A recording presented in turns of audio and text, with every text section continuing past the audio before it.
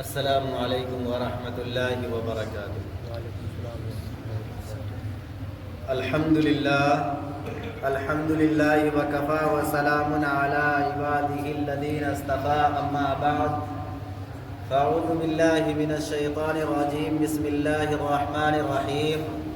وَلَقَدْ آتَيْنَا إِبْرَاهِيمَ رُشْدَهُ مِنْ قَبْلُ وَكُنَّا بِهِ عَالِمِينَ إِذْ قَالَ لِأَبِيهِ وَقَوْمِهِ مَا هَٰذِهِ التَّمَاثِيلُ الَّتِي أَنْتُمْ لَهَا عَاكِفُونَ قَالُوا وَجَدْنَا آبَاءَنَا لَهَا عَابِدِينَ قَالَ لَقَدْ كُنْتُمْ وَآبَاؤُكُمْ فِي ضَلَالٍ مُّبِينٍ آمنت باللہ صدق اللہ العظیم وصدق رسولہ النبی الکریم ونحن على ذلك لمن الشاہدین والشاکرین والحمد للہ رب العالمین۔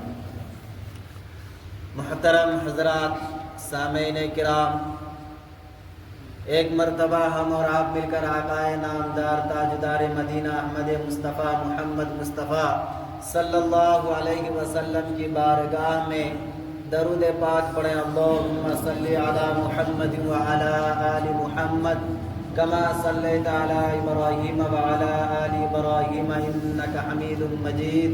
اللہم بارک علی محمد وعلی آل محمد کما بارکت علی ابراہیم وعلی آل ابراہیم انک حمید مجید۔ عزیز دوستو، اللہ تبارک و تعالیٰ کا لاکھ لاکھ احسان و کرم ہے کہ اللہ تبارک و تعالیٰ نے ہم سبوں کو مسلمان بنایا، ایمان والا بنایا اور ایمان والے کے گھر میں پیدا فرمایا۔ اللہ کا بہت شکر ہے، الحمدللہ۔ دنیا میں بہت سارے مذاہب ہیں، دنیا میں بہت سارے مذاہب ہیں، اور دنیا میں انبیاء علیہ السلام بھی بہت تشریف لے کر کے آئے۔ اللہ رب العزت انبیاء علیہ السلام کو وقت وقت پر جب دنیا میں جاہلیت زیادہ عام ہو گیا، کفر و شرک زیادہ عام ہو گیا، پھیلنے لگ گیا، تب اللہ رب العزت نے دنیا کے اندر انبیاء علیہ السلام کو اس دنیا میں بھیجا۔ اللہ رب العزت اسی طریقے سے ہمارے نبی صلی اللہ علیہ وسلم کو بھی اس دنیا میں بھیجا تھا، اور اللہ رب العزت نے ہمارے نبی صلی اللہ علیہ وسلم کو صرف عرب یا عربی یا ایک قبائل یا پھر ایک شہر یا پھر ایک ملک کے لیے نبی بنا کر کے نہیں بھیجا، بلکہ پوری دنیا کے لیے اللہ پاک نے ہمارے نبی صلی اللہ علیہ وسلم کو نبی بنا کر کے بھیجا۔ اور اس لیے اللہ کا نبی صلی اللہ علیہ وسلم کو کئی بھاشائیں اور کئی زبانیں، یعنی جنگلوں کے اندر رہنے والے جو ہرن تھے، ہرنوں کی بھی زبان کو ہمارے نبی صلی اللہ علیہ وسلم سمجھتے تھے۔ ایک بات میں آپ لوگوں کو کہنا چاہتا ہوں کہ ایک مرتبہ ایک صحابی تھے، اور وہ صحابی شکار کے لیے نکلے تھے، اور پہلے کے زمانے میں شکار بہت مشہور ہوتا تھا۔ آدمی شکار کے لیے کہاں سے کہاں نکل جاتا تھا۔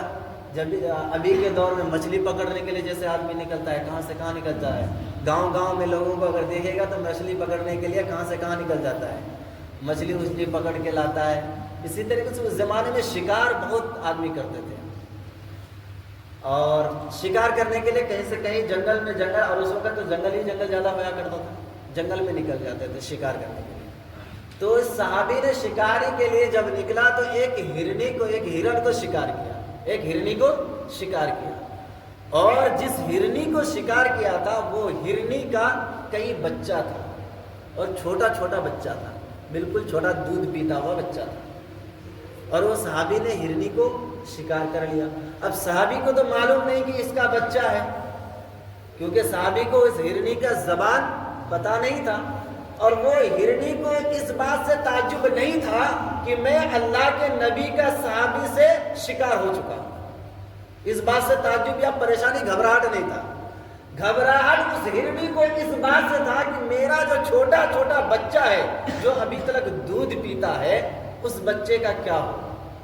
جنگل میں اور بھی بڑے جانور ہیں جیسے شیر چیتا ہے, کہیں اسے شکار نہ کر لے, میرا بچہ کو ختم نہ کر دے, مارنا نہ. اس بات کا تعجب تھا, ٹینشن تھا, دماغ میں یہ بات چڑھا ہوا تھا. تو میرے عزیز دوستو, وہ صحابی شکار کر کے شکاری کو لے کر کے آئے, نماز کا وقت ہوا اور مسجد نبوی کے سامنے میں ایک کھوٹے میں باندھ دیا. اس کے بعد وہ وضو کرنے کے لیے نکل گئے کیونکہ نماز کا وقت ہو چکا تھا. اور وہ ہرنی وہاں بیٹھ گئی اور بیٹھ کر کے رونے لگی, اور اتنے میں ہمارے نبی صلی اللہ علیہ وسلم حجرے سے باہر تشریف لائے اور مسجد نبوی کے اندر تشریف لے جاتے اور نماز پڑھنا تھا. تو ہمارے نبی نے دیکھا کہ ایک ہرنی یہاں بندھا ہوا ہے کھوٹے سے اور وہ رو رہی. تو ہمارے نبی صلی اللہ علیہ وسلم ہرنی کے پاس میں گیا, شریر میں ہاتھ پھیرا اور ہرنی نے جواب دیا کہ اے میرے نبی صلی اللہ علیہ وسلم, ذرا غور کیجیے گا اس بات میں. ہمارے نبی صلی اللہ علیہ وسلم کو جواب میں دیتی ہے کہ میں جانتی ہوں کہ آپ اللہ کا نبی ہیں, میں جانتی ہوں کہ آپ اللہ کا نبی ہیں, اور میں آپ کو پہچانتی بھی ہوں کہ آپ محمد ہیں. آپ کا ایک صحابی ہے جنہوں نے مجھے شکار کر لیا. مجھے اس بات سے حیرت نہیں ہے, تعجب نہیں ہے, گھبراہٹ نہیں ہے کہ میں آپ کا صحابی سے شکار ہو چکی ہوں, بلکہ مجھے اس بات سے تعجب ہے کہ میرا ننھا بچہ ہے جو جنگل کے اندر ہے, ابھی تک دودھ نہیں پیا تھا, میں خود گھاس چڑھنے کے لیے آئی تھی, اتنے میں شکار ہو گئی. میرا بچہ میرا دودھ کا انتظار کر رہا ہے. آپ سے بس اتنا التجا ہے کہ آپ اس صحابی سے اجازت لیجئے, اجازت لے کر کے کچھ دیر کے لیے مجھے چھوڑ دیجئے تاکہ میں جنگل میں جاؤں اور جا کر کے اپنے بچے کو دودھ پلا کر کے اور انہیں سمجھا کر کے واپس پھر میں اسی جگہ موجود ہو جاؤں. ذرا سوچئے گا, ایک ہرنی ہمارے نبی سے فرما, کون؟ ایک ہرنی فرما رہے ہمارے نبی صلی اللہ علیہ وسلم سے. ہمارے نبی صلی اللہ علیہ وسلم مسکرا رہے ہیں, باتیں سن رہے ہیں, جواب دے رہے ہیں, سوال جواب ہو رہا ہے, مسکرا رہے ہیں. اتنے میں وہ صحابی آ گئے. صحابی سے پوچھا کیا یہ ہرنی تم نے شکار کیا ہے؟ کہ ہاں نبی محمد صلی اللہ علیہ وسلم, یہ ہرنی میں نے شکار کیا کہ میں اس ہرنی کا ضمانت لیتا ہوں کہ اس ہرنی کو آپ چھوڑ دیجئے تھوڑی دیر کے لیے, ان کا چھوٹا چھوٹا بچہ ہے وہ جا کر کے دودھ پلا کر کے واپس آ جائے. تو وہاں صحابی بھی مسکرانے لگے. مسکرانے کے بعد اس صحابی کے دل سے آواز آئی, یا اللہ کے نبی محمد صلی اللہ علیہ وسلم, میرا ماں باپ, میرا مال و دولت, میرا بچہ نواسا, ہر ایک چیز آپ پر قربان ہے, آپ کا فرمان پر قربان ہے. ایک ہرنی تو کیا ہزاروں ہرنی کو آپ کے کہنے پر میں قربان کر سکتا ہوں, آزاد کر سکتا ہوں. میں صرف اس لیے نہیں کہ اس ہرنی کو میں آزاد کروں کہ اس کا بچہ ہے, بلکہ میں صرف آپ کا فرمان اور آپ نے اس ہرنی سے جو باتیں کی ہے میں نے سن لی ہے, میں اس ہرنی کو ہمیشہ کے لیے آزاد کر دیتا ہوں. میرے عزیز دوستو, تو ہمارے نبی صلی اللہ علیہ وسلم کے اوپر ایمان لانے والا صرف انسان ہی نہیں بلکہ جانور بھی تھے. ہمارے نبی کا دیدار جب بچپنا تھا, جب بکری چرا رہے تھے ہمارے نبی صلی اللہ علیہ وسلم, تو اس وقت جب شیر کو ہمارے نبی کا دیدار نہیں ہوا تھا تو ہمارے نبی کے بکریوں میں سے ایک بکری کو اٹھا کر کے لے کے چلا گیا تھا شیر, تاکہ نبی کا دیدار کرو. یہ نہیں کہ اس بکری کو کھانے کے لیے نہیں, تاکہ دوسرا دن جب نبی آئے گا تو اس کا دیدار کروں گا. کون؟ جنگل کا بادشاہ, جنگل کا شیر. سب سے خطرناک جو جانور ہوتا ہے وہ شیر, اور وہ شیر نے اس بکری کو لے کر کے گیا, کوفے کے اندر رکھا. جب دوبارہ ہمارے نبی جب تشریف لے کر کے آئے اور جب جنگل میں آواز لگائی تو وہ شیر بکری کے کان کو پکڑ کر کے نبی صلی اللہ علیہ وسلم کے سامنے میں حاضر ہو. کیوں؟ ہمارے نبی صلی اللہ علیہ وسلم کا دیدار کرنا تھا. اور شیر سے بات چیت ہوئی. شیر نے بتایا کہ آپ نے کل یہاں تشریف نہیں لائے تھے, آپ کا مجھے دیدار کرنا تھا. گاؤں کے اندر میں جا نہیں سکتا, شہر میں جا نہیں سکتا, لوگ مجھے دیکھتا تو یہ نہیں سمجھتا کہ یہ محمد کا دیدار کرنے آیا ہے, وہ یہ سمجھتا ہے کہ یہ انسان کو شکار کرنے آیا اور وہ مجھے مار ڈالتا. میرے پاس اس کے علاوہ کوئی دوسرا راستہ نہیں تھا, اس لیے میں نے آپ کا اس بکری کو اٹھا لیا تھا, مجھے اللہ کے واسطے معاف کر دی. کون کہتا ہے؟ شیر کہتا ہے. ہم اس نبی کا امتی ہے جس نبی کے سامنے میں شیر بھی کلام کرتا ہے اور سوال و جواب ہوتا ہے, اور ہمارے نبی نے اس شیر کو بھی معاف کیا ہے. ہمارے نبی نے اس ہرنی سے بھی سلام و کلام کیا ہے, اور ہم اس ہرنی سے بھی ہمارے نبی نے سلام و کلام کیا, اور سلام و کلام کرنے کے بعد اس ہرنی کو آزاد کرایا ہے, اور اس ہرنی کا بھی سوال و جواب ہمارے نبی نے دیا ہے. میرے عزیز دوستو, آج ہم ہیں, آج اسی نبی کے امتی ہیں.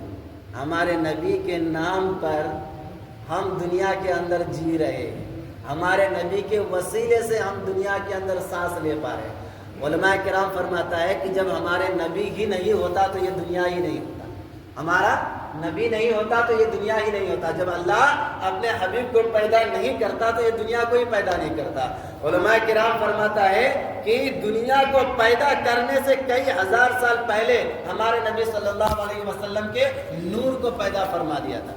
ہمارے نبی صلی اللہ علیہ وسلم کے نور کو پیدا فرما دیا تھا, اور اس جگہ لے جا کر کے منتخب کر دیا تھا جس جگہ میں کسی کا آنا جانا, یہاں تک کہ حضرت جبرائیل علیہ السلام بھی وہاں نہیں پہنچ سکتا. جب حضرت جبرائیل علیہ السلام کو ہوش میں آیا اور سب سے پہلا جو دیدار کیا تھا وہ اللہ کا دیدار نہیں بلکہ وہ محمد رسول اللہ صلی اللہ علیہ وسلم کو اللہ نے جب ساتوں آسمانوں کے اوپر میں رکھا گیا تھا اور وہاں رکھا گیا تھا, جب حضرت جبرائیل علیہ السلام نے آنکھ کھولا تھا تو سب سے پہلا دیدار وہاں ان کا ہوا تھا. میرے عزیز دوستو, پچھلے ہفتے میں حضرت ابراہیم علیہ السلام کے بارے میں آپ لوگوں کو تھوڑا سا بات بتایا تھا. تھوڑا سا بات حضرت ابراہیم علیہ السلام کے بارے میں بتایا تھا. کیوں؟ کیونکہ یہ مہینہ جو آ رہا ہے, یہ مہینہ ذی الحجہ کا مہینہ, آنے والا مہینہ ذی الحجہ کا ہے نا, ذی الحجہ کا مہینہ آنے والا ہے. ذی الحجہ کا مہینہ کس کو کہتے ہیں بھائی؟ عید الاضحیٰ کو. کیا کہتے ہیں؟ عید الاضحیٰ کو. کون سا مہینہ؟ ذی الحجہ کا, ذی الحجہ کا مہینہ. ایک بات میں نے آپ لوگوں کو پہلے کہا تھا کہ مسلمانوں کا جو سال ہوتا ہے نا وہ قربانی سے اختتام ہے, قربانی سے ختم اور قربانی سے شروع. ذی الحجہ کے بعد کون آئے گا؟ کون آئے گا؟ محرم. ذی الحجہ کے بعد محرم. سال کا آخری مہینہ ذی الحجہ یعنی بقرعید کا مہینہ, یعنی بقرعید کا مہینہ, اور سال کا شروع محرم کا مہینہ, یعنی حضرت محمد صلی اللہ علیہ وسلم کے نواسا اور حضرت علی مرتضیٰ کا لخت جگر حضرت حسین کا شہادت. یہاں حضرت ابراہیم علیہ السلام کا لخت جگر, دل کا ٹکڑا حضرت اسماعیل علیہ السلام کو 10ویں تاریخ میں شہادت کی بنیاد ہے کہ وہاں قربانی کیا جائے, وہاں اسماعیل علیہ السلام کے گردن پر چھری چلایا جائے, اللہ کے راستے میں قربان کیا جائے. اور وہاں محرم کی 10ویں تاریخ میں حضرت حسین کے گردن پر چھری چلتی ہے نا. حضرت حسین وہاں شہید ہوتے ہیں, اور یہاں آخر میں سال کے آخر میں حضرت اسماعیل علیہ السلام کو اللہ کے حکم سے بچا لیا جاتا ہے, اللہ کے اس کو حکم سے بچا لیا جاتا ہے. تو اللہ رب العزت نے حضرت ابراہیم علیہ السلام کو لقب کیا ملا تھا؟ حضرت ابراہیم علیہ السلام کو خلیل اللہ, اللہ کا خلیل, اللہ کا خلیل. اللہ رب العزت نے قرآن کریم کے اندر ارشاد فرمایا وَلَقَدْ آتَيْنَا إِبْرَاهِيمَ رُشْدَهُ مِنْ قَبْلُ وَكُنَّا بِهِ عَالِمِينَ إذ قال لأبيه وقومه ما هذه التماثيل التي أنتم لها عاكفون قالوا وجدنا آباءنا لها عابدين قال لقد كنتم وآباؤكم في ضلال مبين. کون فرماتا ہے؟ اللہ رب العزت قرآن کریم کے اندر ارشاد فرماتا ہے ہمیں ابراہیم علیہ السلام کو اس وقت سے جانا ہے جب انہوں نے اپنے باپ، اپنے دادا، اپنے قوم، اپنے رشتہ دار، اپنے شہر والے سب کو بتا دیا کہ یہ اللہ، خدا، بھگوان کچھ نہیں ہو سکتا ہے، یہ مورتی وہ ہے، وہ کمزور ہے جس کے اوپر اگر مکھی بیٹھ جائے تو اس کو وہ بھگا نہیں سکتا، جس کے اوپر مکھی بیٹھ جائے تو اس کو وہ بھگا نہیں سکتا ہے، سامنے رکھی ہوئی چیز کو کھا نہیں سکتا ہے۔ یہ علل اعلان کہا تھا۔ کون کہا تھا؟ ابراہیم علیہ السلام نے۔ کس کے سامنے میں؟ مصر کے بادشاہ کے سامنے میں۔ اس وقت حضرت ابراہیم علیہ السلام بادشاہ کے سامنے میں کہا تھا کہ یہ خدا ہو نہیں سکتا، نہ جس کے سامنے، اس کے پاس میں نہ اتنی طاقت ہے، نہ اتنی قوت ہے کہ نہ وہ بات کر سکتا ہے، جو ان کے شریر میں جو مکھی بیٹھ جائے اسے بھگا نہیں سکتا، سامنے رکھی ہوئی چیز کو وہ اٹھا کر کھا نہیں سکتا ہے، یہ کوئی کام کا نہیں ہے ہو سکتا، تو یہ میرا نفع اور نقصان کا مالک کیسے ہو سکتا ہے؟ یہ حضرت ابراہیم علیہ السلام نے بادشاہ سے کہا تھا۔ بادشاہ نے سوال کیا تھا کہ اے ابراہیم تو ہی بتا کہ تیرا رب کون ہے؟ تو حضرت ابراہیم علیہ السلام نے جواب دیا، اے بادشاہ سلامت سنو، میرا رب وہ ہے جو حیات اور موت کا مالک ہے، میرا رب وہ ہے جو حیات اور موت کا مالک ہے، میرا رب وہ ہے جو آسمان و زمین کا مالک ہے، میرا رب وہ ہے دنیا کے اندر جتنی بھی مخلوقات ہے سب کے اوپر نظر رکھنے والا میرا رب ہے، سب کو رزق دینے والا میرا رب ہے، سب کا زبان کو سننے والا میرا رب ہے، سب کی دعاؤں کو سننے والا میرا رب ہے، سب کے فریاد کو سننے والا میرا رب ہے، میرا رب وہ ہے جو سورج کو پورب سے نکالتا ہے پچھم سے غروب کرتا ہے، میرا رب وہ ہے رات کے اندھیرے میں چاند کو نکالتا ہے، میرا رب وہ ہے آسمان میں ٹمٹماتے ہوئے خوبصورت سا ستارے لگاتا ہے، میرا وہ رب ہے، تم رب نہیں ہو سکتے، میں تمہیں کبھی رب نہیں مان سکتا۔ اس وقت نمرود کے پاس کوئی جواب نہیں تھا، اس وقت نمرود کے پاس کوئی جواب نہیں تھا۔ میرے عزیز دوستو، نمرود نے ہکا بکا ہو گیا، اس سوال کا کوئی جواب ہی نہیں تھا کہ میں بھی ایسا کر سکتا ہوں، لیکن پھر بھی حضرت ابراہیم علیہ السلام کو مطمئن کرنے کے لیے 2 قیدی کو بلایا گیا تھا۔ کس کو بلایا گیا تھا؟ 2 قیدی کو بلایا گیا تھا، جس کے بارے میں پہلے اس وقت کا جو عدالت تھا، اس وقت کا جو جج ہوتا تھا، جو قاضی ہوتا تھا، اس وقت کا عدالت میں ایک آدمی کے بارے میں سزائے موت ہو چکا تھا، اور ایک آدمی کے بارے میں رہا کے بارے میں ہو چکا تھا کہ اس کو رہا کر دیا جائے، یہ بے گناہ ہے، بے قصور ہے، اس کا گناہ ختم ہو گیا، اس کا سزا مکمل ہو گیا، اور دوسرے کے بارے میں یہ ہو گیا کہ اس کو سزائے موت دی جائے کیونکہ یہ بہت بڑا گناہ کیا ہے، غلطی کیا ہے، بہت بڑا سزا کیا ہے، غلط کیا ہے، اس کو سزائے موت دیا جائے۔ تو میرے عزیز دوستو، 2 قیدی کو بلایا گیا، اور 2 قیدی کو بلانے کے بعد میں جس کو موت کا سزا ہوا اس کو آزاد کر دیا گیا حضرت ابراہیم علیہ السلام کے سامنے۔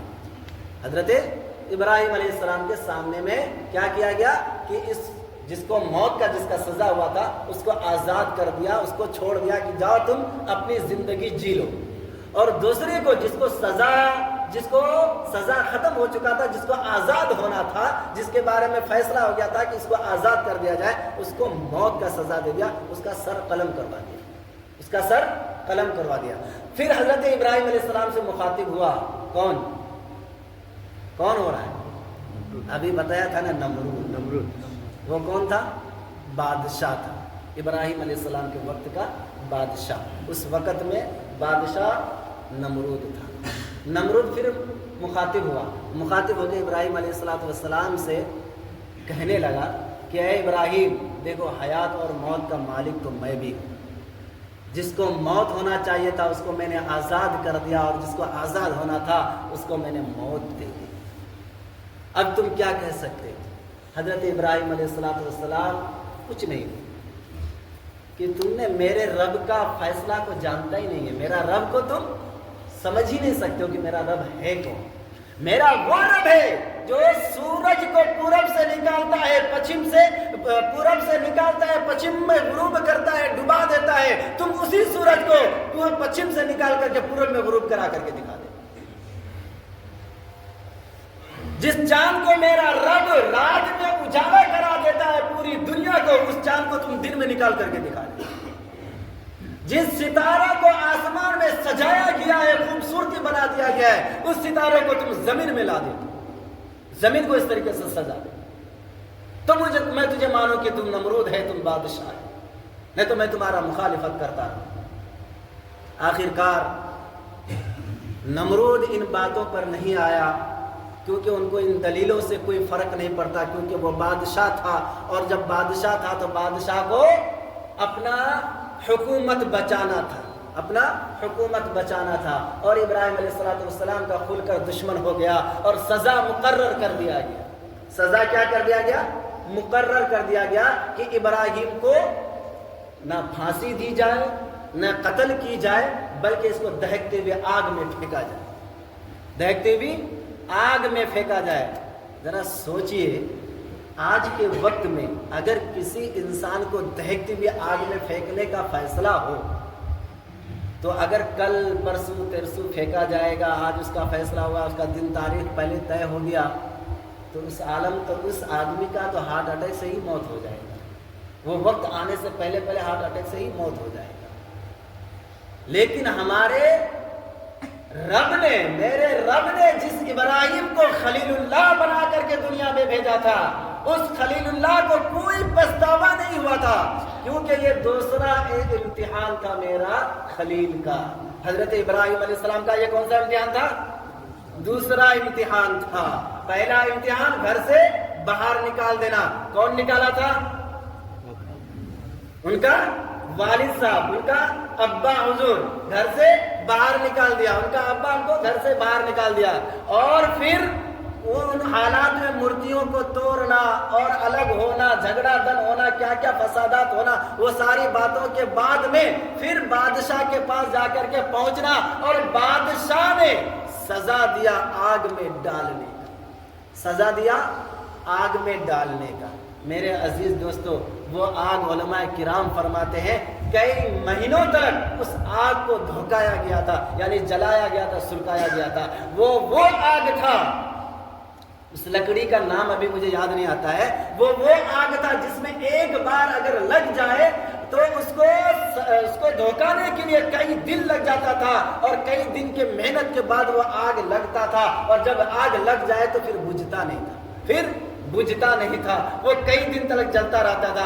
اور اتنا تیز آگ لگایا تھا، اتنا بڑا میدان میں آگ لگایا تھا کہ اس آگ کا شکل کو دیکھنے کے لیے نمرود کا جو محل تھا، محل کے اوپر جو مینار بنا ہوا تھا، اس مینار سے نمرود چڑھ کر کے اس آگ کا جائزہ لیتا تھا کہ آگ کے اندر گرماہٹ ہوا ہے کہ نہیں۔ اب سوچئے، کئی مہینوں سے آگ دھوکایا جائے، اور کئی بڑی جگہ میں اس آگ کو، کئی میل تلک اس آگ کو لگایا جائے، اور اس آگ کا پھر جائزہ لیا جائے کہ وہ آگ صحیح سے جلا ہے کہ نہیں۔ وہ وقت آیا، وہ وقت آنے کے بعد میں حضرت ابراہیم علیہ السلام کو حاضر کیا گیا۔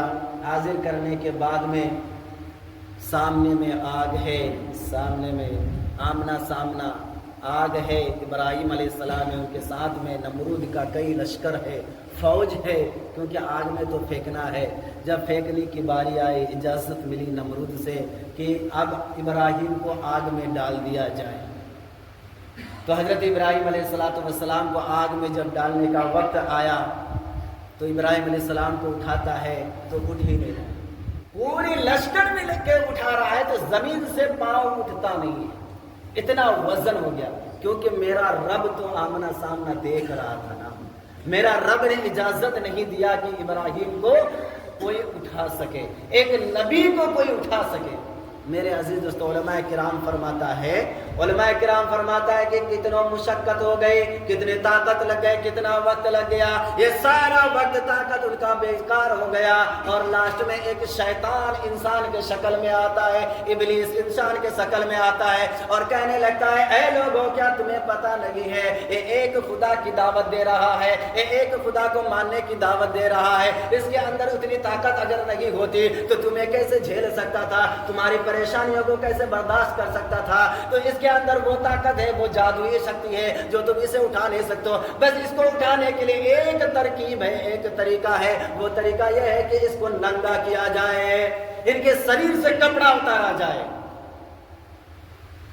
ابلیس کا کہنا تھا کہ ان کے شریر سے کپڑا اتارا جائے. جب تک ان کے کپڑے نہیں اتارو گے تو ان کی جادویاں، ان کی شکتیاں دور نہیں ہوگی اور تم اسے اٹھا نہیں سکتے. آخر کار اس وقت ایک مشین بنا، لکڑی کا مشین بناتا تھا، اس کو پتہ نہیں کیا بولتا ہے، اس میں کچھ سامان رکھ کر کے اس کو چھوڑو تو بہت دور تک جا کے گرتا ہے. ہاں بلیل جیسا ایک مشین ہوتا تھا. اس وقت جنگ لڑنے والے سب تیار کرتے تھے تاکہ محل کو توڑا جائے. تو ایسے ہی اس کو مشین بنایا گیا اور مشین میں حضرت ابراہیم علیہ السلام، پھر یہی ہوا کہ کپڑا اتارا گیا. ایک نبی کا کپڑا اتر رہا ہے، آسمان سے تمام فرشتے دیکھ رہا ہے، اللہ رب العزت دیکھ رہا ہے کہ میرا نبی کا کپڑا اتارا جا رہا ہے، میرا نبی کا کپڑا اتارا جا رہا ہے. میرے عزیز دوستو، حضرت ابراہیم علیہ السلام کی پوشاک اتاری جا رہی ہے، اور جب ابراہیم علیہ السلام کے پوشاک اتارے جا رہے تھے تو فرشتے دور ہو گئے اور ابراہیم علیہ السلام کو اٹھا کر کے مشین میں بیٹھایا گیا اور پھر مشین کے ذریعے سے آگ میں پھینکا گیا اور آگ کے بیچوں بیچ جا کر کے ابراہیم علیہ السلام گر رہے ہیں.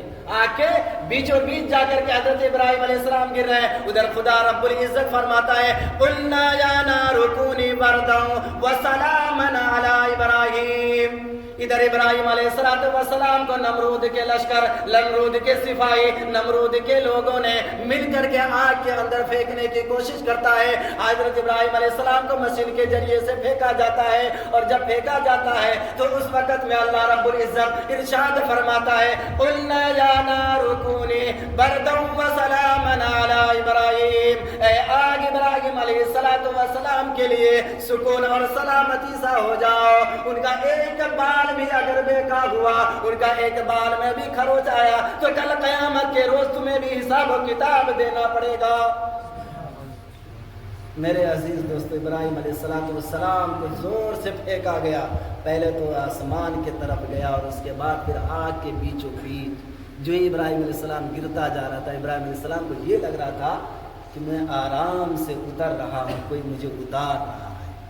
اور جب آگ کے بیچوں بیچ جب تلک جا کر کے پہنچا تو آگ کی پوری لپٹ جو تھی، جو پاور تھی، وہ ختم ہو چکی تھی. وہ ختم ہو چکی تھی. آگ تو جل رہی تھی، آگ جل رہی تھی. نمرود دیکھ رہا تھا، سپاہی دیکھ رہا تھا، سب کوئی دیکھ رہا تھا کہ آگ جل رہا ہے. اب ابراہیم بچ نہیں سکتا، ابراہیم ختم ہو جائے گا. پھر میں اپنے معبودوں کا پوجا کرتا رہوں گا، اپنے معبودوں کا عبادت کرتا رہوں گا. میرے عزیز دوستو، حضرت ابراہیم علیہ السلام جو یہ آگ کے قریب میں آئے تو اللہ رب العزت نے حضرت جبرائیل علیہ السلام سے فرمایا اے جبرائیل تم ایک پل کے لیے بھی دیری نہیں کرنا.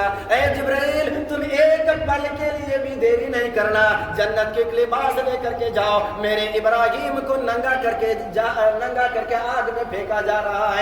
نمرود نے میرے ابراہیم کو، میرے خلیل کو، میرے حبیب کو، میرے دوست کو آگ میں پھینک رہا ہے. تم جلدی سے جنت کا پوشاک لے کر کے جاؤ اور جا کر کے میرے ابراہیم کو، میرے خلیل کو لے جا کر کے پہنا دو.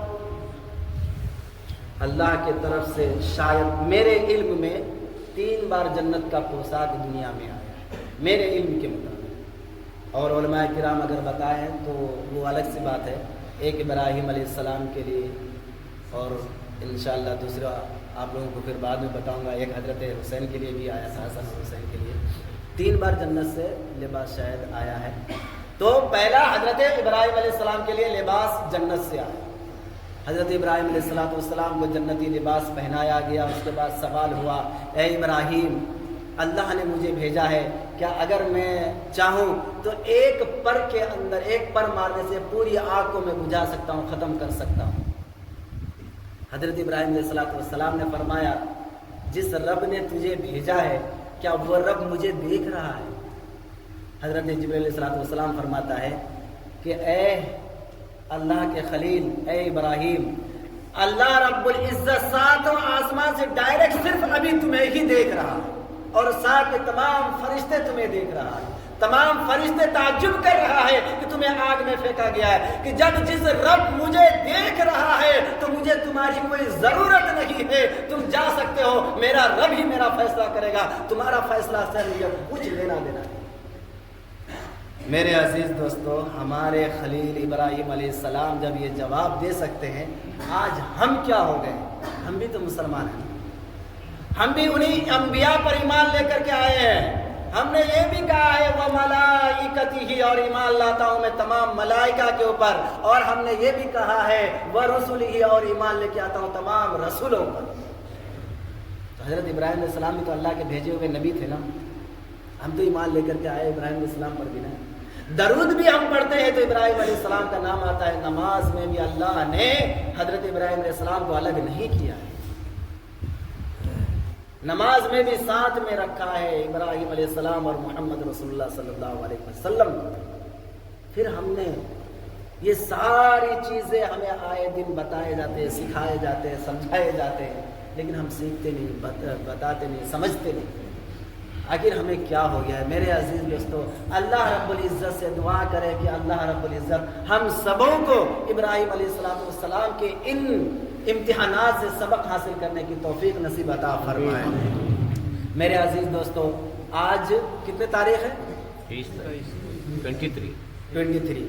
اور یہ ٹائم بھی زیادہ ہو رہا ہے۔ ایک چھوٹا سا مسئلہ میں آپ لوگوں کو بتا دوں، کتنے بھائیوں کے نام سے قربانی اپنے ملک میں ہوتا ہے؟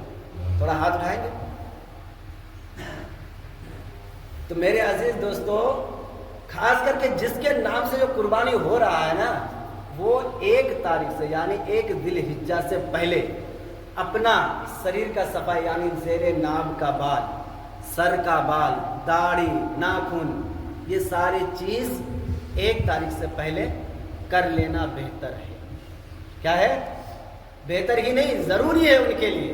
اور جو بھائی کے نام سے قربانی نہیں ہو رہا ہے، ان کو چاہیے کہ وہ پرہیز کرے 1 تاریخ سے لے کر کے 10 تاریخ تک، جب تک قربانی نہ ہو جائے، جب تک قربانی نہ ہو جائے تب تک کے لیے وہ پرہیز کرے۔ ہمارے کچھ بھائی سوال کرتے ہیں، یار میرے نام سے تو قربانی ہوتا نہیں، ہم تو داڑھی بنا سکتے ہیں نا۔ ارے بھائی، آپ کے نام سے قربانی نہیں ہوتا ہے تو آپ داڑھی بنا سکتے ہو۔ حضرت ابراہیم علیہ السلام کے نام سے کیا ہوتا ہے؟ کچھ بھی تو نہیں نا۔ ابراہیم علیہ السلام کو آگ میں کیوں پھینکا گیا تھا؟ ہمارے لیے نا۔ تو ابراہیم علیہ السلام آگ کا سزا، آگ کے اندر جا سکتا ہے، ابراہیم علیہ السلام اپنے گھر پریوار سے الگ ہو سکتا ہے، اسماعیل علیہ السلام کے گردن پر چھری چلا سکتا ہے، تو کیا ہم 10 دن برداشت نہیں کر سکتے؟ یا 10 دن پہلے ہم اپنا شیونگ یا پھر اپنا کیا کہتے ہیں زیر ناف صاف نہیں کر سکتے، اپنا ناخن نہیں کاٹ سکتے؟ 1 دن اگر کاٹیں گے تو ویسے بھی 1 ہفتہ تو کاٹنے کی ضرورت ہی نہیں پڑتی ہے۔ صحیح بات ہے کہ نہیں؟ 1 ہفتہ تک کے بعد ہی پھر جو فرائیڈے آتا ہے یا جمعہ آتا ہے اسی میں ہم لوگ صاف صفائی کرتے ہیں۔ تو میرے عزیز دوستو، بہتر یہ ہے کہ 1 تاریخ سے پہلے، 1 تاریخ کتنے تاریخ کو پڑتا ہے جی؟ 30 تاریخ کو جمعہ ہے نا، 30 تاریخ کو جمعہ ہے۔ تو اس دن سے پہلے ہم لوگوں کو چاہیے کہ ہم لوگ صاف ستھرا ہو جائے اور قربانی کے دن تک ہم لوگ پرہیز کریں۔ ٹھیک ہے نا بھائی؟ انشاءاللہ کریں گے نا؟ ہاں، تو ہم لوگ اتنا صاف صفائی کریں گے نا بھائی انشاءاللہ۔ یہ نہیں کہیں گے بھائی حافظ جی میرے نام سے قربانی نہیں ہوتا ہے، اس کا سوال کا جواب دیجیے، کیا یہ ایسا ہو سکتا ہے؟ بھائی ہو تو بہت کچھ ہو سکتا ہے، ماننے والا مانے گا، نہیں ماننے والا نہیں بھی مان سکتا ہے۔ تو اس سے بہتر یہ ہے کہ ہم لوگ صاف صفائی پہلے ہی کر لیں۔ ٹھیک ہے نا بھائی؟ انشاءاللہ۔ وآخر الدعوانا الحمدللہ رب العالمین۔ جو بھائی